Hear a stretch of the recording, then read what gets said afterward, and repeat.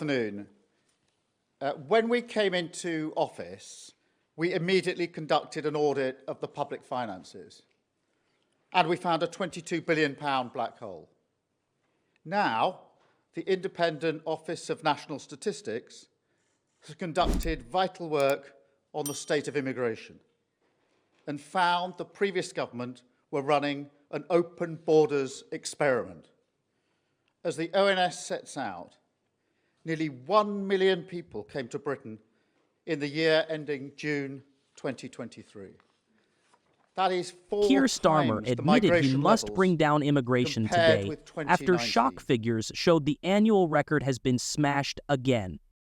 The PM insisted Britain can no longer be a soft touch after huge revisions to official data showed net inflows were 906000 in the year to June 2023.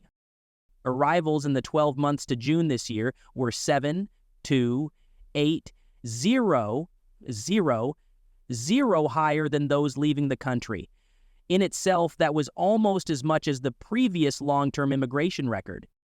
But the bar has been dramatically shifted upwards by the Office for National Statistics, with net migration for the year to June 2023 now thought to have been 16000 above the initial estimate of 74000.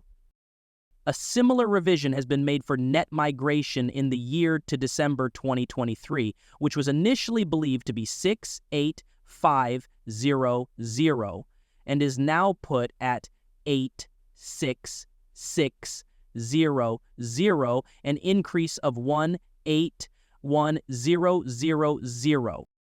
At a hastily arranged press conference in Noton, Sir Keir accused the Tories of using Brexit to pursue an open borders experiment, saying they had failed time and again to get the system under control. He said he had done a double take on seeing the numbers, branding them far too high and must reduce significantly. We will get them down, he said. It is off the scale what has happened in 4 short years. It is our job to turn it around, and we will. However, Sir Keir refused to set any target, saying that had been proved not to succeed, with the Conservatives having repeatedly committed to tens of thousands. The ONS attributed the radical shift to more complete data and improvements in how it estimates the behavior of people arriving in the UK from outside the EU. However, the latest revisions will fuel criticism of the stats body, which is already under intense fire for faulty jobs market numbers. The scale of the inflows, with the peak roughly equivalent to adding 2 cities, the same size as Leicester in a year, immediately sparked a fresh political row. Numbers from outside the EU have exploded since 2021, after the Brexit deal took effect. The 5 biggest sources of immigration have been India, Nigeria, Pakistan, China, and Zimbabwe. In the year to June 2023, 268,000 arrivals came from India alone. Kemi Badenoch used a major speech last night to insist the Tories would not allow Britain to be treated like a hotel for migrants. But Labour claimed it is clearing up the mess left by the former government. Of the 1.2 million people who came to live in the UK in the 12 months to June this year, around 86%, a million, from outside the EU. Indian was the most common nationality in that group for both work, for both 116,000 and study 127,000 reasons. Some 845,000 were of working age and 179,000 were children. The ONS revised long-term immigration up by 820,000 in the year to June 2023, while emigration was shifted down by 840,000, giving an overall net increase to the headline figure of 166,000. In that period, 1.3 million arrived and 4.4 million remained left on the island of Mount Vyas. Over 160,000 left The net migration total for 2023 as a whole was increased by 181,000. The ONS said it now thought 43,000 more Ukrainians had come to the UK in the year to June 2023 and 300,000 more in the year to December. The body is also estimating that fewer EU nationals departed the country and more students from outside the EU stay after finishing courses. The ONS said that while remaining high by historic standards, net migration is now beginning to fall. Director Mary Gregory said, since 2021, long-term international migration to the UK has been at unprecedented levels. This has been driven by a variety of factors, including the war in Ukraine and the effects of the post-Brexit immigration system. Pent-up demand for study immigration because of travel restrictions during the coronavirus pandemic also had an impact. While remaining high by historic standards, net migration is now beginning to fall and is provisionally down 20% in the 12 months to June 2024. Over that period, we have seen a fall in immigration driven by declining numbers of dependents on study visas coming from outside the EU. Over the first 6 months of 2024, we are also seeing decreases in the number of people arriving for work reasons. This is partly related to policy changes earlier this year and is consistent with visa data published by Home Office. We are also starting to see increases in emigration, most notably for those who came to the UK on study visas. This is likely to be a consequence of the higher numbers of students coming to the UK post-pandemic who are now reaching the end of their courses. Sir Keir said the Tories were guilty of a different order of failure. That happened by design, not accident.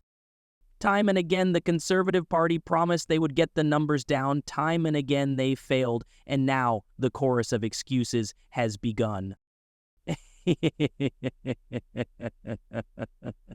and then he added, a failure on this scale isn't just bad luck. Isn't a different order of failure. No, this is a different order of failure. This happened by design, not accident. Policies were re-reformed deliberately to liberalize immigration. Brexit was used for that purpose, to turn Britain into a one-nation experiment in open borders. Home Secretary Yvette Cooper said, in the space of 4 years, net migration rose by almost 5 times to a record high. That shows the serious damage that was done to the immigration system, the lack of proper controls in place, and of the over-reliance on a big increase in overseas recruitment. Net migration is still 4 times higher than it was at the beginning of the last parliament, and we are clear that it needs to come down. That is why we are continuing with visa controls and setting out new plans to link them to the system for training and skills here in the UK to tackle the big increase in overseas recruitment over the last few years. Migration Watch Chairman Alp Mehmet said net migration is still far too high and unsustainable. Moreover, the modest fall has little to do with anything that Sir Keir Starmer and his Home Secretary have done. It is now essential that net migration is quickly reduced, as close as possible to zero, if we are to avoid further tensions in the housing sector, the NHS, and other services already in crisis. Meanwhile, the changing nature of society that inevitably follows rapid mass immigration will put the cohesion we have long enjoyed at ever greater risk. The revisions come as the ONS has continued to review its net migration figures as more complete data becomes available and has improved how it estimates the migration behavior of people arriving in the UK from outside the European Union. Ms. Badenoch warned yesterday that immigration levels are a world away from where we need to be. She promised a strict numerical cap on arrivals, with only those able to make a substantial and clear contribution to Britain allowed in. She will review Britain's membership of the European Convention on Human Rights, ECHR, and the continuation of Labour's Human Rights Act which have both been blamed for blocking past attempts to get tough. The Tory leader said there would be zero tolerance for foreign criminals remaining in the UK. Tory ministers originally predicted their changes would cut numbers by 300, 0, 0, 0, but the full effect will not be seen until next year's figures. The Treasury's OBR watchdog has forecast that net annual migration will subside to 315,000 a year over the medium term, although that estimate now looks in serious doubt. Shadow Home Secretary Chris Philp said, "Today's figures confirm what we've been warning about. Immigration remains far too high, and Labour was wrong to suspend further restrictions on family visas." Such high numbers place mounting pressure on housing, public services, and damage social cohesion, causing a real impact felt by communities across the UK. "We need immediate action to enforce stricter controls on the border, get these numbers down, and put the needs of British workers and families front and center." The Prime Minister's official spokesman laid the blame squarely on the policies and decisions taken by the last government. This government has been elected on a mandate to change the country and put the people's priorities at the heart of delivery, and that means bringing down these record-high levels of legal migration and tackling the root causes behind it, the spokesman said. The spokesman would not be drawn into saying whether the government's approach would be tougher than that of the Tories, but claimed the Conservatives had allowed employers to become hooked on cheap foreign labor. He told reporters that ministers had set out a different approach, one that links migration skills and labor market policy so that overseas recruitment does not remain the default for filling shortages here at home. Labour claimed the Tories had broken the immigration system. On their watch, net migration quadrupled in 4 years to a record high of nearly 1 million, despite saying they'd lower it to 0,000. They are an open borders party who lied time and again to the public. This is the chaos Labour inherited, and any crowing from the Tories should be seen in that light, a spokesman said. Over the summer, the government started the hard graft. We hired more caseworkers to tackle the asylum backlog, and we're now interviewing 1,000 people per month compared to 2,000 under the Tories, so we can get people out of asylum hotels and save the taxpayers billions. We've also ramped up the removal of those with no right to be in the UK by a fifth. Without this action, thousands more would remain in the UK illegally. Nigel Farage called the migration statistics horrendous.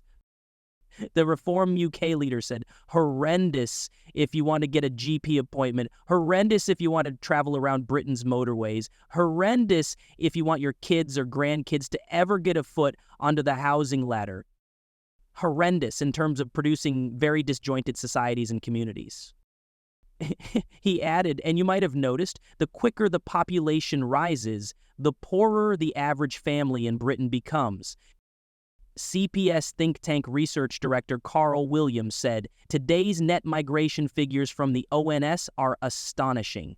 Not only is the figure of 7,2,8,0,0,0 for 20234 far higher than expected, but numbers for 2,0,223 have been revised upwards by 1,6,000 to a new record of 9,6,000.